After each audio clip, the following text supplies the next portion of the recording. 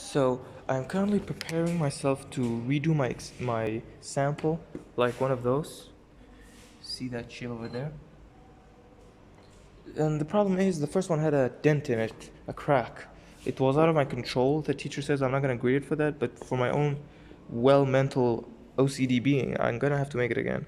Right now I'm preparing tools for the next week. Hopefully I'll come early every day at about 8 a.m. in the morning to work each hour a day for the next week. So here is the thing. Right now I need to measure. I'm gonna be given a cube like this, 90 millimeters by 90, or 90 centimeters by 90. And right now I'm trying to prepare myself for the measurements and everything.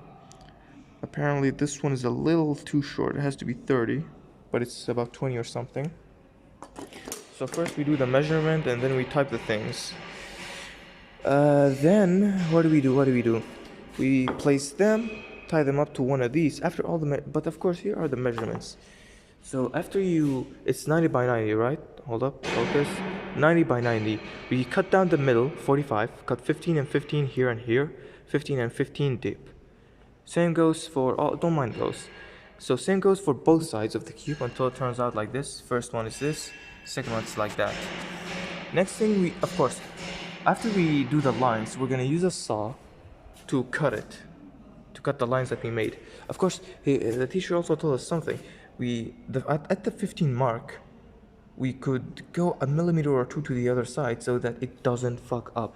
It's better for it to be less than 15 than to take more than 15. So if the separation between them 15 and 15, that's 30. More than 30 is going to be bad for the outcome.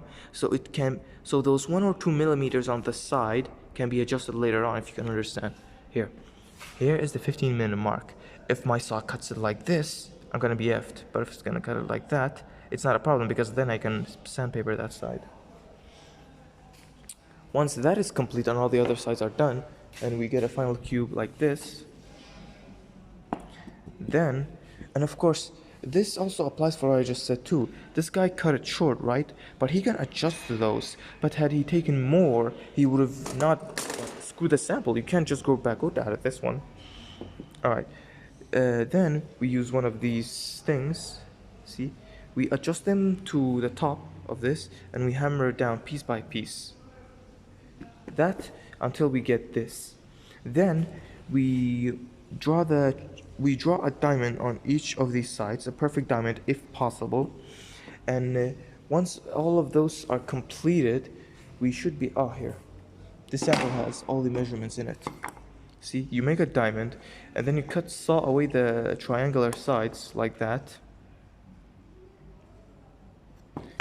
And those sides are meant to be done manually, each piece by these saws. Once they are completed, once everything's completed, you can then go back to polishing your work, and that should be about it. Now, here was the problem with mine. I was slow working at the start. On the very first lesson, I took half an hour to understand what does this thing do. What else is there? So that's half an hour gone.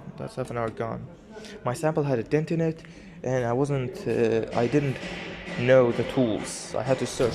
Like for example, I would have used this side at the start. Well, this one would have been better because the sample was small. Also, the angle of cutting and everything. Hopefully, you will be able to do it better the next time and finish this project because I have until next Thursday. Not Thursday included, that's the thing. So for the next week, every day I'll wake up, come here an hour earlier, work on the sample for an hour, and we should be able to do it.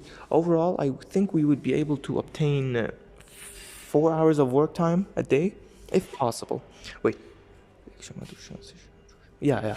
4 hours a day, maybe 3 if we include the preparations and taking away all the equipment each day after start and finishing.